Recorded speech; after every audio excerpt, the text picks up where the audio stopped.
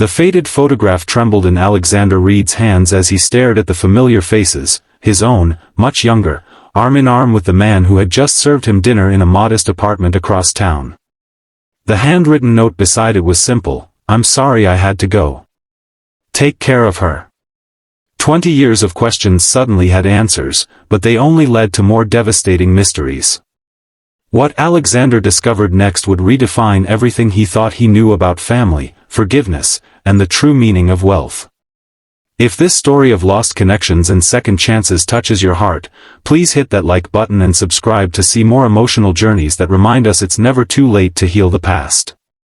Alexander Reed stepped out of his Bentley, the vehicle looking absurdly out of place on the cracked asphalt of the apartment complex parking lot. At 42, he commanded a real estate empire worth billions, his name emblazoned across skylines in 12 major cities. Today, however, he wasn't here to buy property. He was here because of a charity initiative his PR team had dreamed up, A Day in Their Shoes, where executives spent 24 hours with families who had benefited from the Reed Foundation's housing assistance program. "Remember, we need good photos for the press release," his assistant Vanessa reminded him over the phone. "And the social media team wants at least one video clip they can use." "I know how this works," Alexander replied, his voice clipped. "I'll be back in the office tomorrow."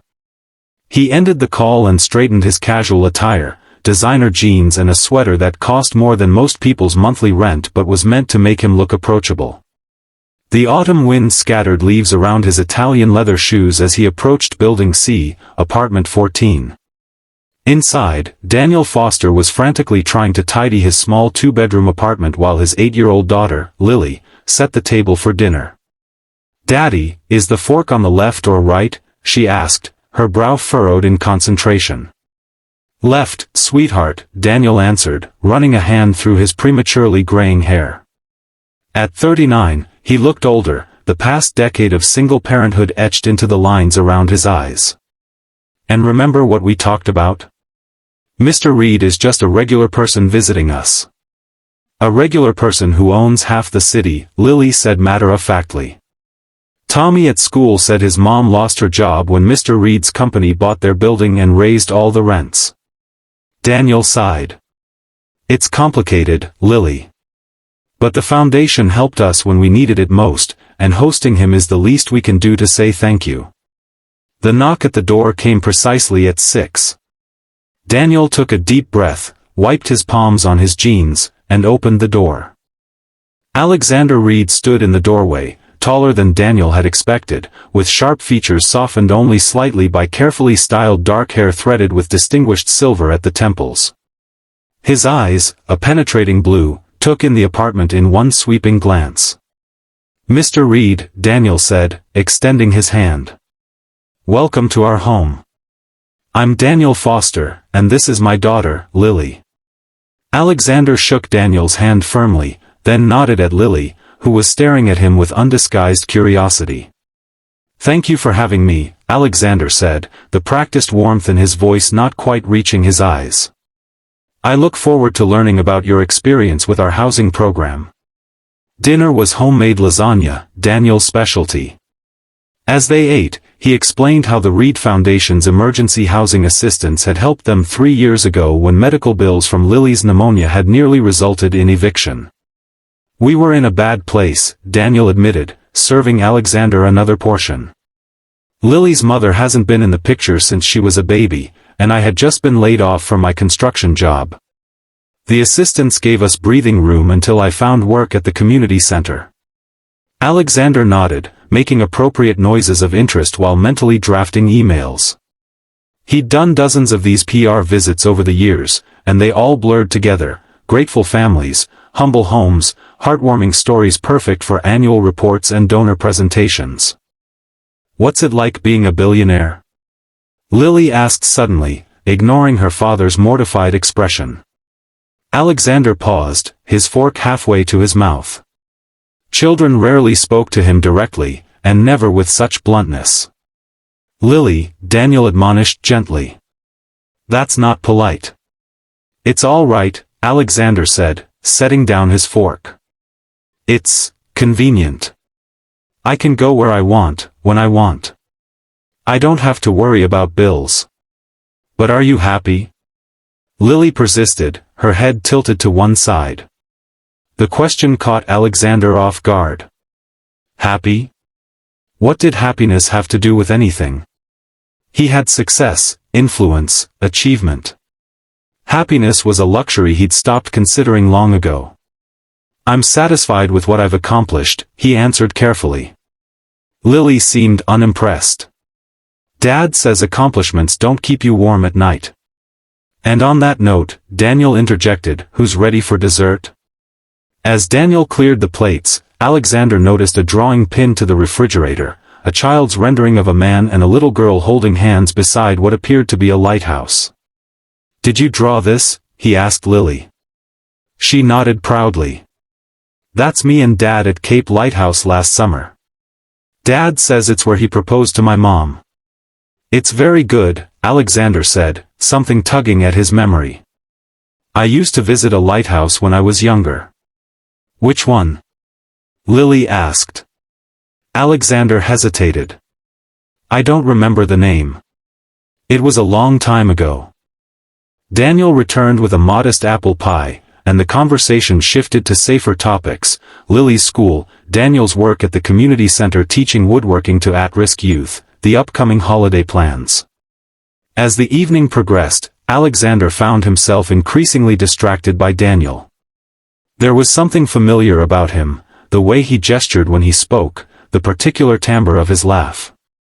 Alexander had an excellent memory for faces, a necessary skill in business, but he couldn't place where he might have met Daniel before. After dinner, while Daniel helped Lily with her homework, Alexander wandered the small living room, examining the few photographs on display. Most featured Lily at various ages, riding a bike, blowing out birthday candles, dressed as a pirate for Halloween. Daniel appeared in some, but there were none of Lily's mother. She's a good kid, Daniel said, joining Alexander. Smart as a whip and twice as sharp. You've done well with her, Alexander replied, surprised to find he meant it. Especially on your own. Daniel shrugged. You do what you have to do for family. Did her mother pass away? Alexander asked, his curiosity overcoming his usual businesslike detachment. A shadow crossed Daniel's face. No. She left when Lily was 6 months old. Said she wasn't cut out for motherhood. He paused. It happens. Something in his tone made Alexander think there was more to the story, but before he could probe further, Lily bounded into the room. Dad, can I show Mr. Reed my rock collection before bedtime? Please. Daniel checked his watch. 10 minutes, then it's lights out. Lily's rock collection turned out to be an assortment of ordinary pebbles, sea glass, and the occasional crystal, each labeled and displayed in a shoebox with the seriousness of museum artifacts. Alexander found himself genuinely amused by her enthusiastic explanations. This one glows in the dark, she said, holding up a small white stone. And this one looks like a heart if you turn it just right. Very impressive, Alexander said, surprised to find he wasn't checking his watch. Lily, time for bed, Daniel called from the doorway. You can show Mr. Reed the rest of your collection tomorrow. After Lily's bedtime routine, which Alexander observed with anthropological interest, Daniel offered him a glass of whiskey. It wasn't the aged single malt Alexander preferred, but he accepted out of politeness. They sat in the small living room, the silence between them not entirely uncomfortable. She's quite the character, Alexander said finally. You must be proud.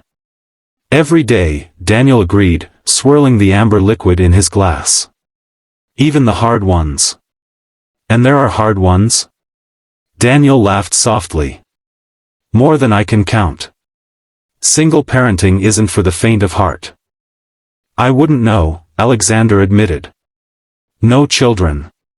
No spouse. The company keeps me busy. The company will be there whether you go home at 6 or midnight, Daniel observed. Kids grow up in the blink of an eye. Alexander bristled slightly at the implied criticism. We all make choices. We do, Daniel agreed, his eyes meeting Alexander's with unexpected intensity. Some we regret, some we don't. The conversation shifted to safer ground, sports, politics, the changing neighborhood. As they talked, Alexander found himself relaxing incrementally, the whiskey warming his chest, the modest apartment no longer feeling quite so foreign. You know, you look familiar, he said finally, giving voice to the thought that had nagged him all evening. Have we met before? Perhaps at a foundation event? Daniel took a long sip of his whiskey before answering. I don't think so. I'm not much for fancy gatherings. Something in his tone struck Alexander as evasive, but he didn't press. The evening had been surprisingly tolerable, and he saw no reason to create tension. When they finally retired, Alexander to the pull-out sofa in the living room, despite his protests that he could easily get a hotel, the apartment fell into silence broken only by the occasional passing car and the hum of the aging refrigerator. Alexander lay awake, staring at the ceiling, feeling strangely displaced. In his penthouse, he slept on sheets with a thread count higher than most people's credit scores, surrounded by space and silence and the knowledge that everything within his view belonged to him. Here, in this small apartment with its second-hand furniture and walls thin enough to hear the neighbor's television, he felt oddly exposed. He must have fallen asleep eventually, because he woke with a start at the sound of movement in the kitchen. The digital clock on the cable box read 3:17 a.m. Alexander lay still, listening to the quiet clink of glass against countertop, the soft opening and closing of a cabinet. Curiosity got the better of him. He rose, wrapping the throw blanket around his shoulders against the night chill, and padded to the kitchen doorway. Daniel stood at the sink, his back to Alexander, shoulders hunched as he stared out the small window above the faucet. The only light came from the range hood, casting his figure in shadow. Couldn't sleep? Alexander asked quietly. Daniel startled, turning quickly. Sorry if I woke you. Just getting some water. In the dim light, with his guard down, Daniel looked different, younger somehow, more vulnerable. A memory stirred in Alexander's mind, elusive but insistent. It's fine, Alexander said. I'm not much of a sleeper myself. Daniel nodded, taking a sip from his glass. Occupational hazard of success, I guess. Something like that. Alexander leaned against the doorframe. Though I suspect single parenting doesn't lend itself to restful nights either. You learn to function on less, Daniel agreed. Though Lily's past the age of midnight feedings and monsters under the bed, thankfully. No monsters in the closet? Alexander asked, attempting humor. Daniel's smile didn't reach his eyes. Just the usual ones. Bills. Uncertainty. The fear of screwing up the one job that really matters. The raw honesty caught Alexander off guard. In his world, vulnerability was a weakness to be exploited, not a truth to be shared over middle-of-the-night water. You seem to be doing fine, he offered awkwardly. Lily is impressive. She is, Daniel agreed, his expression softening. She reminds me of someone I used to know. Same determination. Same way of looking at the world sideways. Her mother? Daniel shook his head. No. Someone from before. A lifetime ago. The conversation lapsed into silence, but not an uncomfortable one. There was something almost familiar about standing in a dark kitchen in the small hours, sharing space with another sleepless soul. I should try to get some rest, Daniel said finally. Morning comes early, and Lily has soccer practice. Of course, Alexander replied. Good night, Daniel. Good night, Alexander. As Daniel passed him in the doorway, their shoulders brushed briefly. A scent, sandalwood and something else, something familiar, triggered another elusive memory. Alexander frowned, trying to capture it, but it slipped away like smoke. Back on the pull-out sofa, Alexander found himself even more awake than before. There was something about Daniel Foster that nagged at him, some connection he couldn't quite grasp. He reached for his phone, intending to check emails until sleep reclaimed him, but paused. Instead, he opened the browser and typed Daniel Foster Woodworking. The search returned several results: a Facebook page for the community center's woodworking program, a small Etsy shop selling handcrafted wooden toys, a local news article about a carpentry workshop for teens. Nothing remarkable, nothing that explained the sense of familiarity that had plagued Alexander all evening. He was about to set the phone aside when a new thought occurred to him. He opened his photo gallery and scrolled back through years of business functions and property acquisitions, past vacations taken alone and holidays spent working. He stopped at a folder labeled simply Before. He rarely opened it. The past was the past, and Alexander Reed was not a man given to nostalgia. But tonight, in this strange apartment on this uncomfortable sofa, he tapped the icon. The photos were from his college years and just after. Alexander before wealth, before power, before he became the man whose name adorned buildings. There he was at 20, gangly and serious-eyed, standing beside his decrepit first car. There he was at 21, arms slung around his roommate's shoulders, both of them laughing at some forgotten joke. He scrolled further, past graduation, past his first apartment, past the early days of what would become Reed Enterprises. And then he stopped, his breath catching in his throat. The photo showed two young men standing on a rocky beach, a lighthouse rising behind them against a cloudy sky.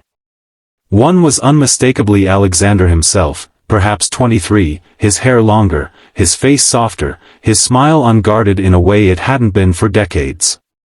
And the other? The other was Daniel Foster. Younger, with no gray in his hair, no lines around his eyes, but unmistakably the same man who had served him lasagna just hours ago. Alexander's arm was around his shoulders, Daniel's around his waist, their bodies angled toward each other with the easy intimacy of people who belonged in each other's space. Alexander stared at the image, his mind racing. Daniel had lied. They did know each other. But why pretend otherwise? And how had they known each other? Alexander searched his memory, trying to place Daniel in his past, but came up empty. The years before his success were a blur, deliberately forgotten as he climbed higher, acquired more, became the man he was now. He scrolled to the next photo, and the next, finding more images of the two of them, at what appeared to be a small apartment, at a park, at what might have been a party. In every picture, they stood close, touched easily, looked at each other with expressions Alexander couldn't, or wouldn't, interpret. Sleep was impossible now. Alexander rose, moving quietly through the darkened apartment toward the hallway where he'd seen Daniel disappear. Two doors stood closed, Lily's room and what must be Daniel's. A third door, slightly ajar, revealed a small bathroom. Alexander hesitated, then pushed gently on Daniel's door. It swung open silently, revealing a sparsely furnished room, a double bed, a dresser, a nightstand with a lamp and a book. Daniel lay asleep, one arm flung above his head, his face younger in repose. Alexander stood frozen, feeling like an intruder, which, he reminded himself, he was. He was about to retreat when something on the dresser caught his eye. A wooden box, intricately carved with a pattern of waves and stars. Something about it tugged at his memory. Moving silently, Alexander approached the dresser. The box was beautiful, the craftsmanship exceptional, the wood polished to a soft glow by years of handling. His fingers hovered over it, hesitant, knowing he was crossing a line but unable to stop himself. He lifted the lid carefully. Inside lay an assortment of items, ticket stubs, a smooth stone, a pressed flower, a small velvet box that might hold a ring. And beneath them, a folded piece of paper, yellowed with age, the creases worn thin from repeated folding and unfolding.